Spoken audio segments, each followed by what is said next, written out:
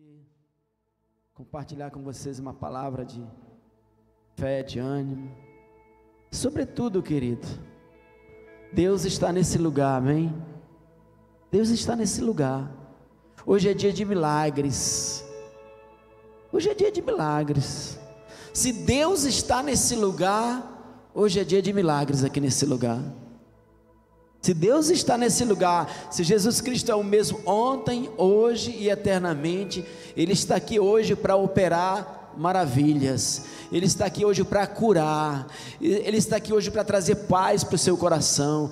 Ele está aqui hoje para trazer alegria para o seu coração. Ele está aqui hoje para mudar a sua vida, para transformar a sua vida, amém, querido? Nós precisamos crer. Nós somos chamados de crentes, né? As pessoas nos chamam de crentes.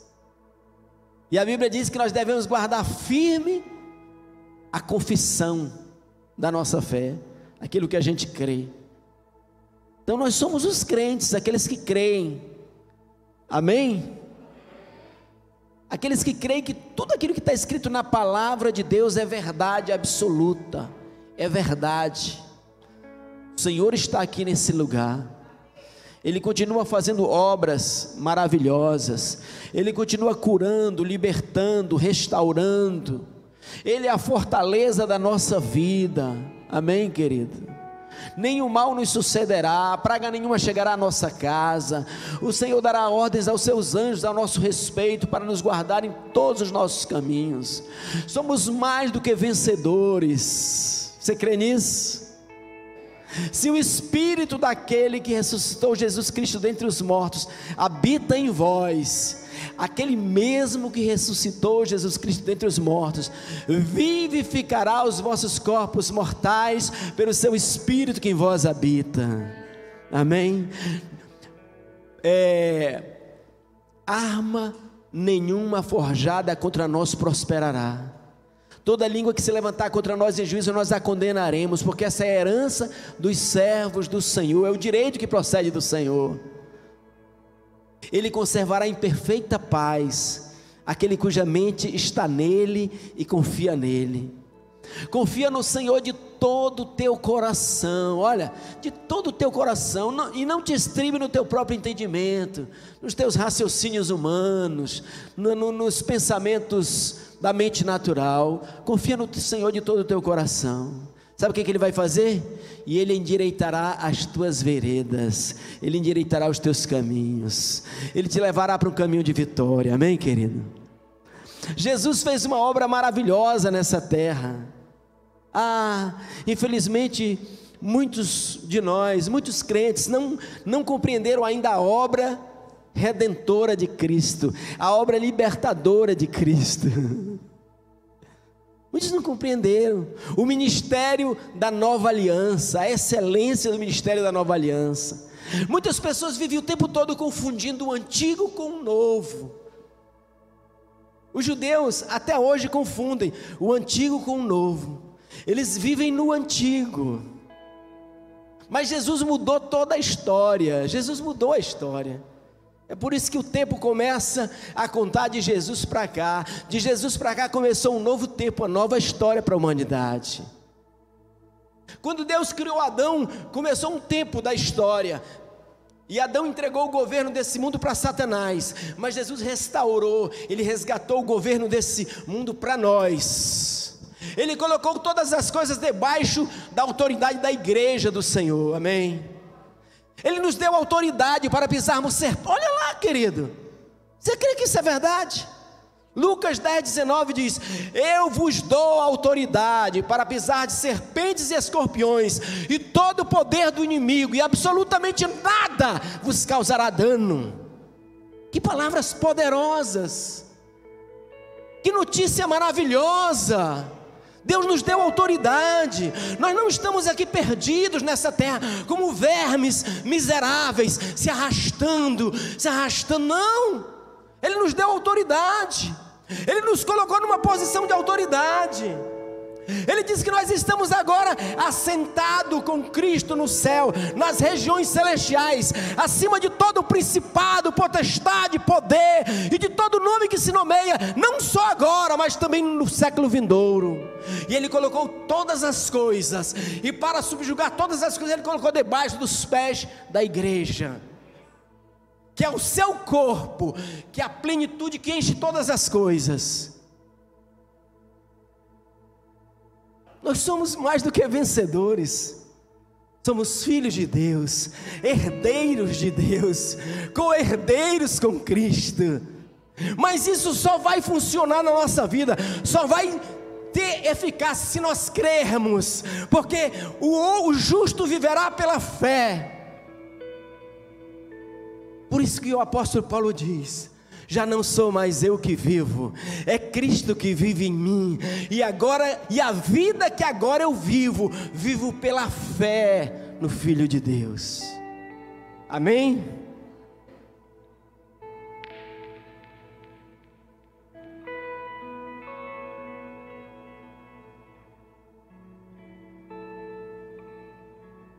Amém, queridos? Não tem telão aí para colocar a Bíblia? Tá bom. Então quero que você leia comigo o capítulo 3 de 2 Coríntios. Amém, querido? Olha, o meu coração transborda de palavras. Transborda de palavras. Querido, você não sabe o poder que é você confessar a palavra de Deus, você declarar a palavra de Deus, você dizer o que Deus diz, você concordar com Deus. O salmista diz: guardei as tuas palavras no meu coração, para não pecar contra ti. Não precisa não, está tranquilo, eu vou ler, mas colocar aí tranquilo. O salmista diz: achei as tuas promessas, e para mim me alegrei como quem acha um grande despojo. Oh, querido, peça para Deus, ore, que essa seja a sua oração: Senhor, revela a tua palavra no meu espírito. Não adianta conhecer a palavra só de letra, só de Bíblia. Diga: Senhor, revela a tua palavra no meu espírito. Porque a fé, ela é no espírito e ela é na boca. A Bíblia chama, muitas vezes a Bíblia chama o espírito, que é o homem interior, que é o nosso ser interior, o nosso homem interior, a nossa essência interior, ele chama de coração. Mas esse coração significa justamente isso, o espírito do homem. Quando ele fala coração, ele não está falando da bomba de sangue, não. Ele está falando do homem interior. E a Bíblia diz que a fé tem que estar no coração, no homem interior. Ore assim: Senhor, revela a tua palavra no meu coração. Senhor, revela o teu amor no meu coração, no meu homem interior. Foi por isso que Paulo orou. Ele orou por toda a igreja. Ele disse: oro para que o teu amor, que excede todo entendimento, seja revelado no meu coração. Quando você entende o amor de Deus no coração, no espírito, tua vida nunca mais será a mesma, a nossa vida nunca mais é a mesma. Só que essa revelação tem que estar no espírito. Amém? E 2 Coríntios capítulo 3, eu vou ler todinho, e a gente vai falando de algumas coisas. Ele está falando de quê? Se alguém puder me trazer uma água que eu agradeço. Ele está falando de quê? Da excelência do ministério da nova aliança. Querido, tem gente aí que fica imitando o judeu, fazendo festas judaicas, rituais judaicos, cerimônias judaicas, como se ainda vivessem na religião. Nós não vivemos mais na religião, nós vivemos no Espírito. Amém, querido? O próprio Espírito de Deus habita em nós agora. Não precisamos de rituais, de festas. Aquilo era só sombra do que haveria de vir. Foi. Era só sombra. Nós vivemos agora o ministério do Espírito. Aquilo ali é tudo religião, querido. Me perdoe, tá? Os judeus, Judeus são tão religiosos como a maioria dos de Roma. Religiões.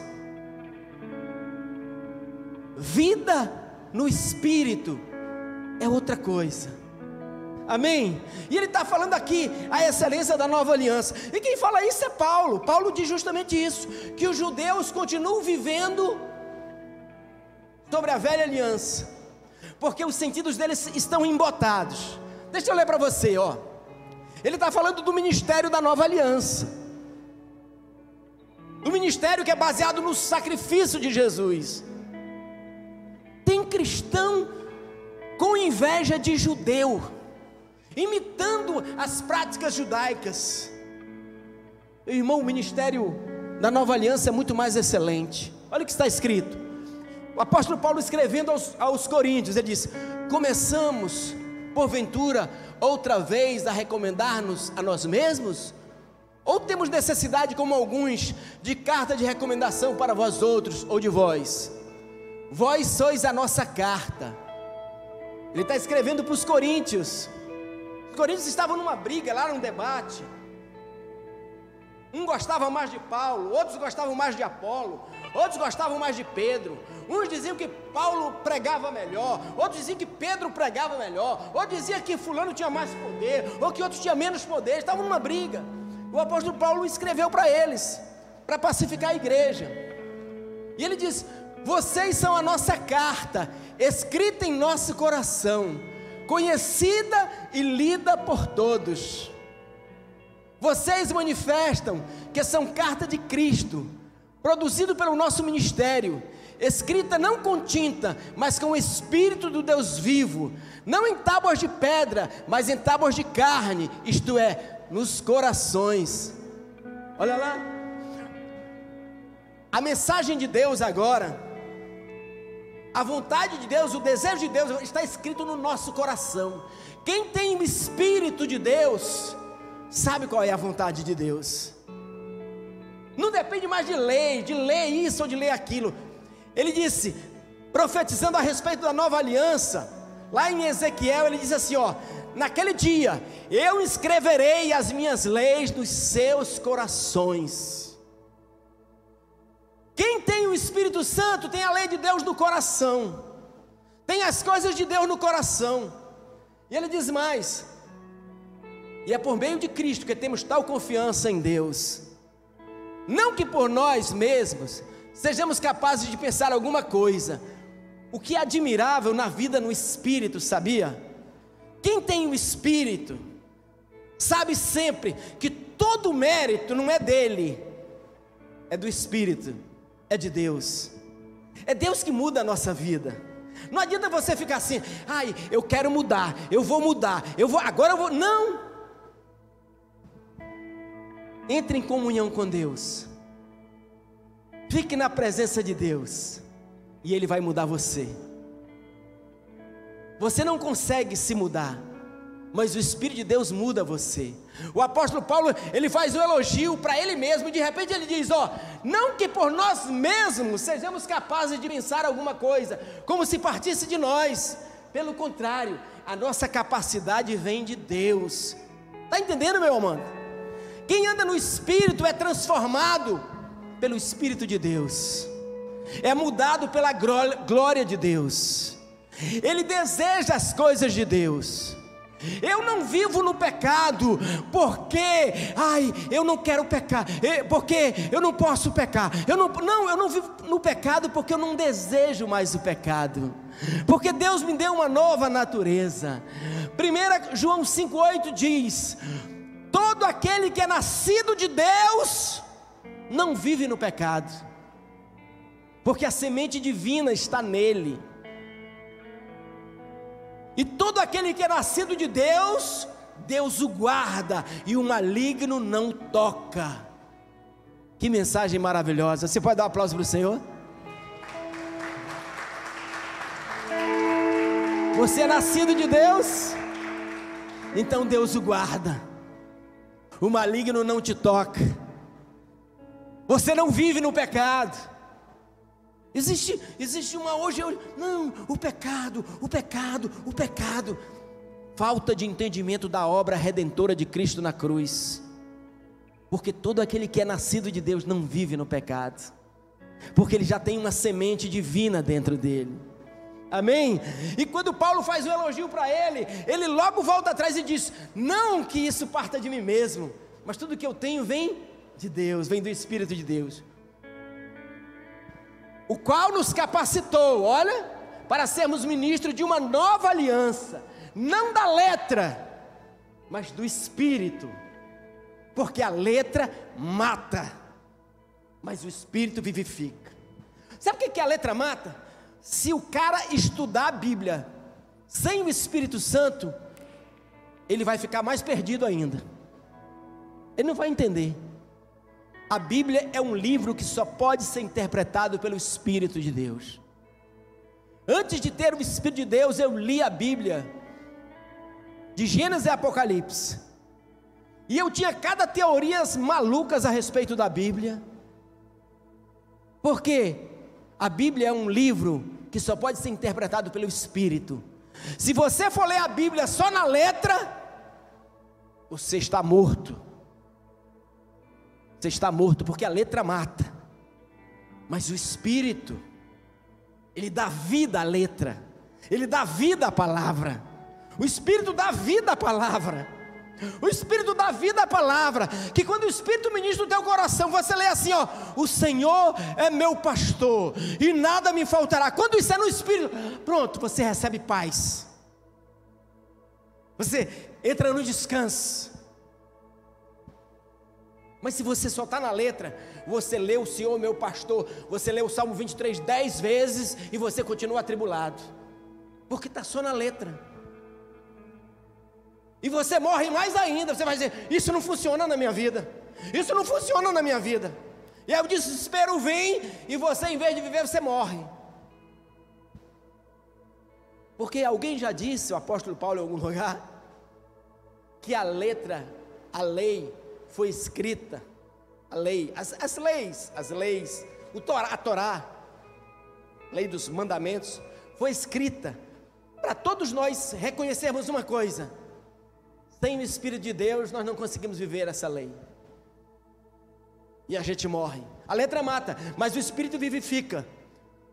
E se o ministério da morte, o ministério da antiga aliança era o ministério da morte, você pode ver isso.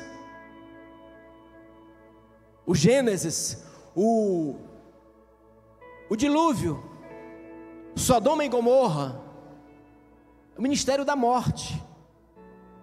Porque a alma que pecar, essa morrerá. Não é assim que a lei diz? É o ministério da morte. E se o ministério da morte, gravado com letras em pedra, né? Ele não está dizendo aí, o escritor, o Paulo não está dizendo que o ministério de Moisés, baseado nas... O que foi gravado nas pedras? Foi os 10 mandamentos, querido. Toma água, vem cá, tarde.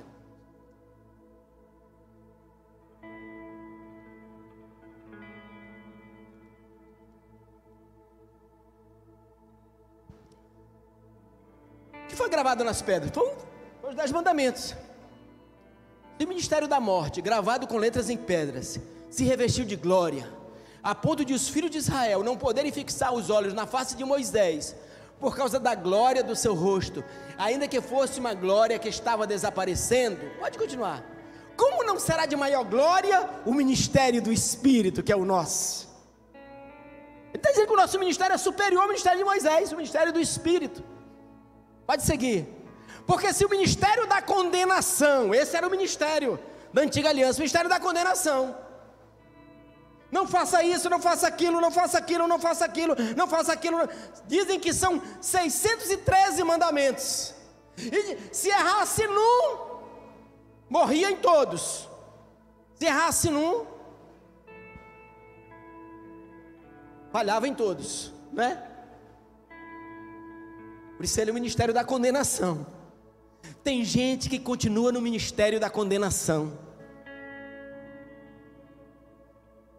Não lhe resplandeceu ainda a glória do Evangelho de Cristo, a obra redentora de Cristo. É muito tremendo esse texto. Mais um pouquinho aí para a gente. Pois nesse particular, o que era glorioso, já não tem mais glória diante da glória atual, está entendendo? A glória do ministério de Moisés não se compara com a glória do ministério de Cristo, com a glória do ministério do Espírito, porque se o que estava desaparecendo teve a sua glória, muito mais glória tem o que é permanente. O ministério de Moisés acabou, a antiga aliança acabou. Agora, o ministério de Cristo, o ministério do Espírito é eterno, é permanente, ele não muda. Tendo, pois, tal esperança, agimos com muita ousadia, e não somos como Moisés, que punha um véu sobre o rosto, para que os filhos de Israel não pudessem fixar os olhos no fim daquilo que estava desaparecendo. Deixa eu dizer uma coisa, quando Moisés falava com Deus, quando ele foi no Monte Sinai, o corpo, quando ele voltou, as pessoas viram o rosto dele brilhava, o rosto dele brilhava, porque ele esteve ali na presença da glória de Deus, e ele colocava um véu, e ele colocou um véu, e depois que ele colocou um véu, ele não tirou mais, só que a glória de ele estar na presença de Deus ia desvanecendo, ia passando, ia acabando, o rosto dele ia ficando normal, só que ele não tirou mais o véu. Então o povo pensava que ele sempre estava com a glória, mas era só para manter ali. Então Moisés mantinha o véu, e o povo pensava assim: o corpo de Moisés o rosto de Moisés está brilhando. Então Moisés mantinha um véu, continua aí, mas a mente deles se endureceu. Volta lá, Moisés, daquilo que estava desaparecendo. Volta lá, por favor. E não somos como Moisés, que punha um véu sobre o rosto, para que os filhos de Israel não pudessem fixar os olhos no fim daquilo que estava desaparecendo. Está entendendo? Ele colocava um véu, e as pessoas não viam que a glória estava desaparecendo, porque com o tempo o rosto dele ia ficando normal. Então o povo pensava que ele sempre estava cheio da glória de Deus, mas ele não estava, porque com o tempo a glória ia se desvanecendo. Então ele fazia isso, mas a mente dele se endureceu, pois até o dia de hoje, o mesmo véu permanece sobre a leitura da antiga aliança, não foi tirado, pois só em Cristo ele é removido. O véu, eles continuam com um véu, continuam pensando como se Cristo não tivesse vindo, como se Cristo não tivesse feito uma obra redentora, está entendendo? Eles não reconhecem o que Cristo fez. E tem muito cristão que é assim, continua vivendo no Antigo Testamento. Tem gente que só prega o Antigo Testamento, só fala de Elias, só fala de Eliseu, só fala de isso, só fala daquilo, só fala de Sodoma, só fala de Gomorra, só fala do Gênesis, vive preso na antiga aliança, o véu ainda não foi removido. Isaías 58 diz, 58 verso 55, os vossos pecados fazem separação entre vós e o vosso Deus. Eu lhe pergunto, isso é uma verdade hoje? Não é. Os nossos pecados em Cristo foram removidos, eles não fazem mais separação entre nós e o nosso Deus, não fazem. Deus removeu os nossos pecados, e Ele nos deu uma nova natureza, para a gente não viver pecando. Esse é outro engano de hoje, pensa que a graça é só um perdão. Não, graça é a capacitação para ser filho de Deus, para viver em santidade, para fazer a vontade de Deus. E aí olha lá, sobre a leitura da antiga, não foi tirado, pois em Cristo ele é removido.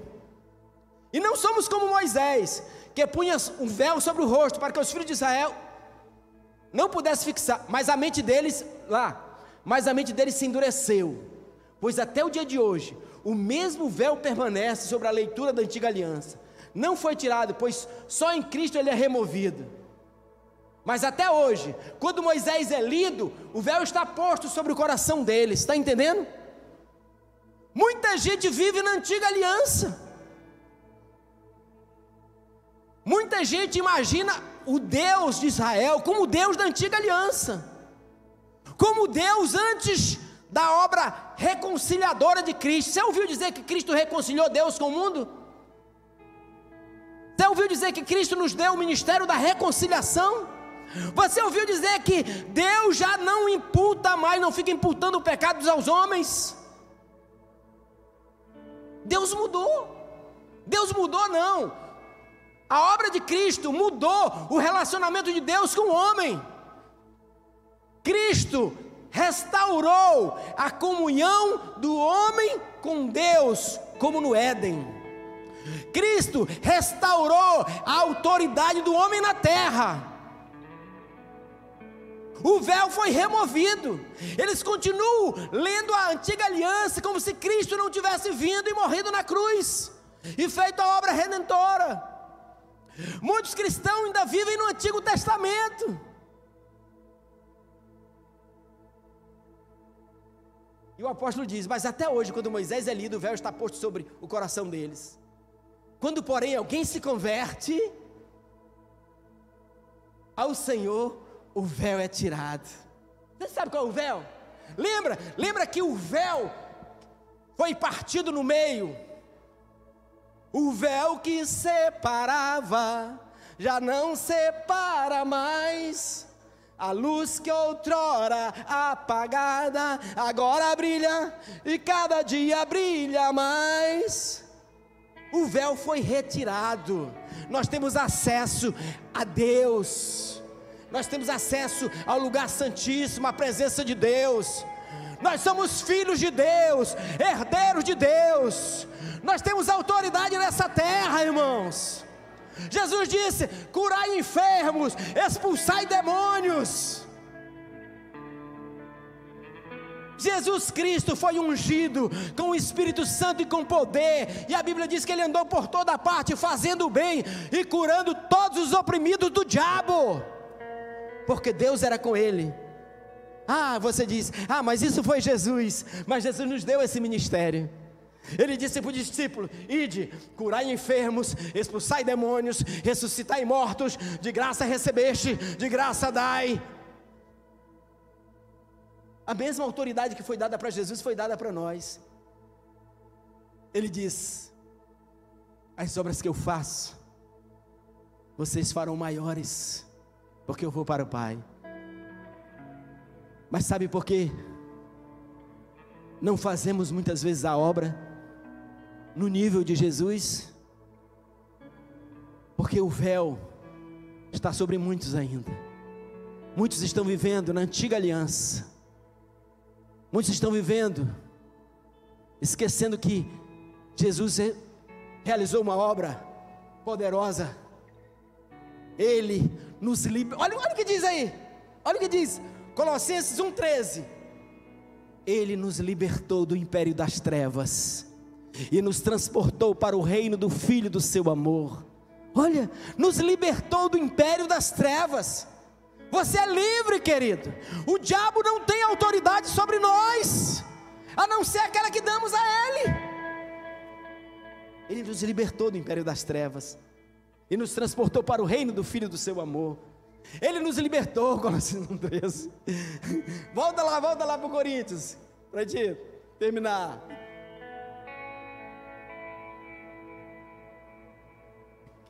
Era aí que estava. Ora, este Senhor é o Espírito, e onde está o Espírito do Senhor, aí a liberdade. Meu irmão, nós não somos mais escravos. Mas nós precisamos entender isso, irmãos. Nós não somos mais escravos. Nós não somos mais crentes miseráveis se arrastando nesse mundo. Nós temos autoridade espiritual. Ele nos libertou do império das trevas. Aleluia. E todos nós, olha como é o ministério da nova aliança, e todos nós com o rosto descoberto, contemplando a glória do Senhor. Agora eu pergunto: você quer poder de Deus para a sua vida? Quantos querem poder de Deus para a sua vida? Só tem uma maneira de receber poder de Deus para a nossa vida. Só tem uma. A salvação é de graça, você já recebeu, tá? Isso aí é uma coisa. Você pode ser salvo e viver na miséria, sabia? Sabia que você pode ser salvo e viver na miséria? Você sabia que você pode ser salvo e viver doente? Sabia? Porque você tem fé para ser salvo, você muitas vezes não tem a fé para ser curado. Você tem fé para ser salvo, mas você não tem fé para prosperar. Porque você acha que isso não é, Deus não deu isso. Cada um vai viver de acordo com a sua fé. Seja Deus verdadeiro e todo homem mentiroso. Se Deus diz algo e a coisa não funciona, a culpa não é de Deus. O problema não é com Deus, porque a sua palavra não falha. Você crê nisso? Que tem pessoas que são salvas e vivem doentes? Pessoas que são salvas e vivem na miséria? Na miséria! Porque cada um vai viver de acordo com a sua fé. Vivem na miséria, mas olha o que a Bíblia diz. Filipenses 4,19. O meu Deus, segundo as suas riquezas e glória. Graças a Deus, que agora eu aprendi a decorar os versículos. O meu Deus, segundo as suas riquezas e glórias, suprirá todas as minhas necessidades em Cristo Jesus. Isso é promessa de Deus. Você pode até passar por momentos difíceis, mas Deus diz que vai suprir as tuas necessidades. E o meu Deus, segundo a sua riqueza em glória, há de suprir em Cristo Jesus tudo aquilo de que vocês precisam. Isso é promessa de Deus. Agora eu pergunto, Deus é mentiroso? Se isso não funciona na nossa vida, a culpa é de Deus? Deus está dizendo uma mentira aí? Deus está dizendo uma verdade. Jesus não pôde curar muitos em Nazaré. Não é isso que a Bíblia diz? Vocês já leram isso? Que Jesus não pôde curar muitas pessoas na cidade dele, em Nazaré? Vocês já leram isso? Ele curou muita gente em Cafarnaum, mas na cidade dele ele não conseguiu curar muitas pessoas. Sabe por quê? Porque as pessoas dizem, aquele ali é José, aquele é o filho do José, é o carpinteiro. Como é que pode? A Bíblia diz claramente, por causa da incredulidade deles. A Bíblia diz claramente. Amém? E todos nós, com o rosto descoberto, contemplando a glória do Senhor. Voltando, você quer receber poder de Deus? Viva na presença de Deus. Tem gente que só vive do culto. O culto. Glória a Deus por culto. Mas você tem que ter uma vida com Deus, meu amado. É vida, é ser apaixonado por Ele, é amar Ele, é querer estar na presença dEle, é ser amigo dEle, é Ele ser o seu maior prazer, o seu maior anseio, o seu maior desejo. Ele é mais importante do que a sua mulher, Ele é mais importante do que seu filho, Ele é mais importante do que qualquer pessoa, é Ele. As pessoas querem receber poder de Deus, mas sem nenhuma intimidade com Deus. Deus não compartilha. A intimidade do Senhor é para os que o temem. É assim, ó. Como é que recebe poder de Deus? Com o rosto descoberto, contemplando a glória do Senhor, estando na presença de Deus. Eu passei para o pastor Eric um vídeo, passei para todos, né? Passei para todos um vídeo de um grande pregador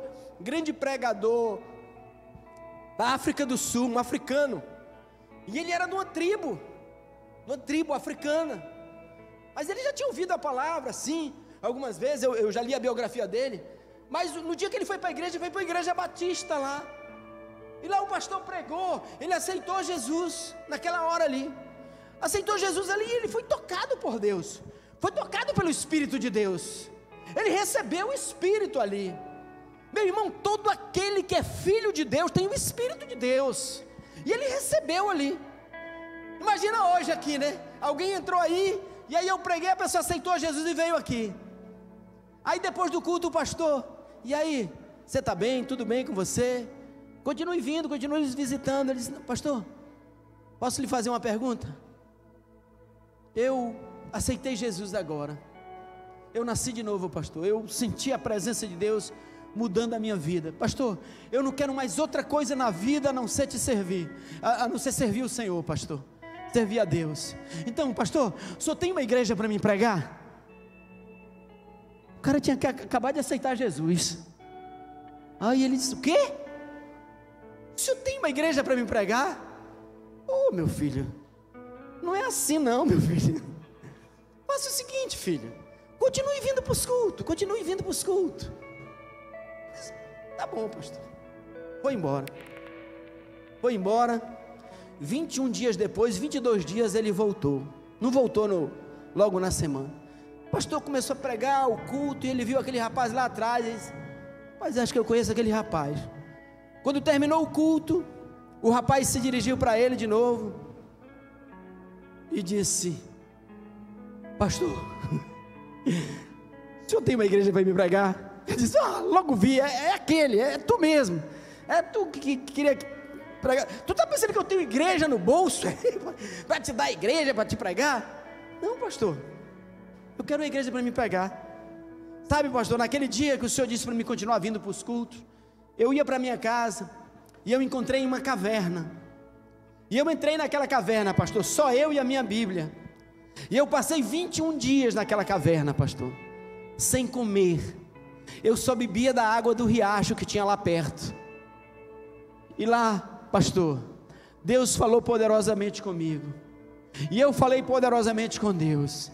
E eu disse: Deus, ou tu me dá uma igreja para pregar, Deus, ou eu nunca mais vou, eu não vou pregar a tua palavra nunca, eu não vou pregar, se tu não me dá uma igreja para me pregar. 21 dias na presença de Deus.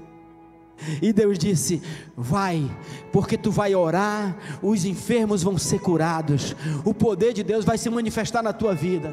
Pastor, e eu saí de lá, da caverna, e eu estou vindo aqui com o senhor agora. O senhor tem uma igreja para me pregar, pastor? O pastor disse: pelo amor de Deus, vai, eu vou conversar com o presbitério, volta quarta-feira, volta próxima semana. Se reuniu com o presbitério da igreja. Ele disse: rapaz, tem aquela igrejinha lá nos Cafundó, aquele barraco que tem 5 discípulos lá, manda ele para lá. Ele vai, o homem nunca estudou, não tem estudo, não sabe nem pregar, daqui a pouco ele desiste, pronto, e acaba com esse negócio e te deixa em paz. E ele foi, e depois aquela igreja se tornou uma grande igreja, com mais de 1.200 membros. E ele fez uma coisa: todo ano, quando chegava naquela data, ele dizia tchau para a igreja, tchau para a esposa, tchau para os filhos, e ele passava 21 dias na caverna de novo, na presença de Deus. O pastor até fala, né? Às vezes nós precisamos disso, sabia? Às vezes nós pastores precisamos disso.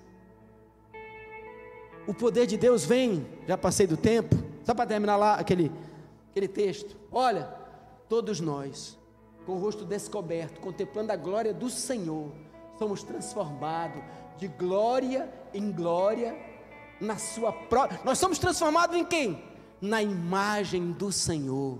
Nós ficamos parecidos com o Senhor, nós ficamos semelhantes ao Senhor, nós agimos como o Senhor agiria. Agora eu pergunto: o Senhor tem poder ou não tem? Ele age com poder ou não age? Quem fica na presença do Senhor fica semelhante ao Senhor. O poder de Deus vai se manifestar na sua vida, querido. O poder de Deus vai se manifestar na sua vida.